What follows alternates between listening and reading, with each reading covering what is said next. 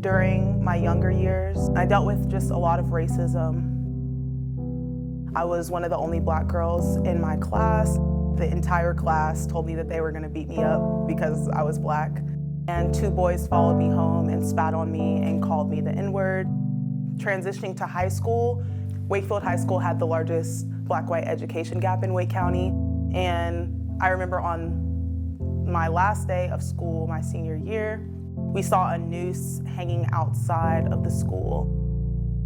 That was the first time I felt kind of mobilized to start a community conversation about how we could do better as a school.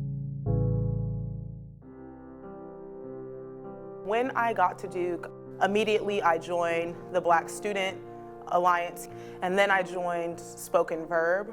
That was an outlet for me to express the righteous anger inside of me and the hurt and the frustration. Beginning in the summer of 2019, I interned with the Congressional Black Caucus Foundation, and I got placed in Congressman G.K. Butterfield's office. At our ending ceremony, John Lewis and Elijah Cummings spoke, and I remember them looking at us, and they told us, look, I know that you think that we're the ones who are gonna solve this country's issues, but really it's on y'all. Like, we're about to be gone soon, and we're handing off the baton to you because no one else is gonna do it if you don't.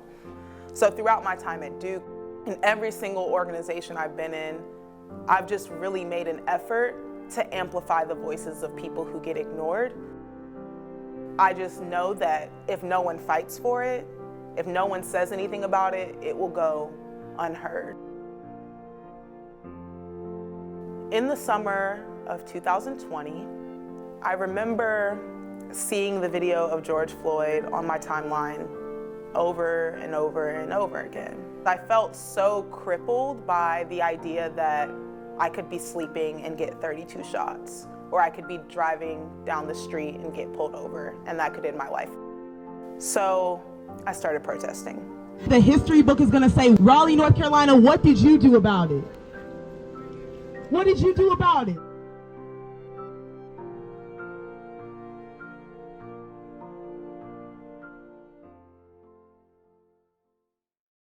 When I got out there, I truly did not expect tear gas.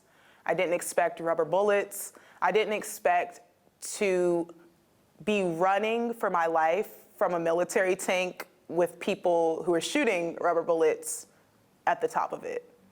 I just didn't expect it at all. Then I got to know people in my community who had sons murdered by North Carolina police. I remember meeting Keith Collins' mom.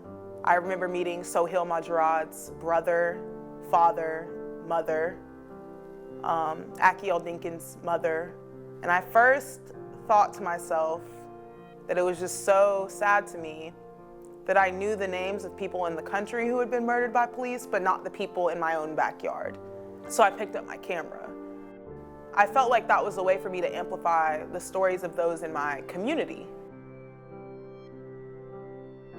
And thinking about Terry Sanford, I think about the importance of moral integrity, and I think about the importance of bravery and courage at a time when people don't have it.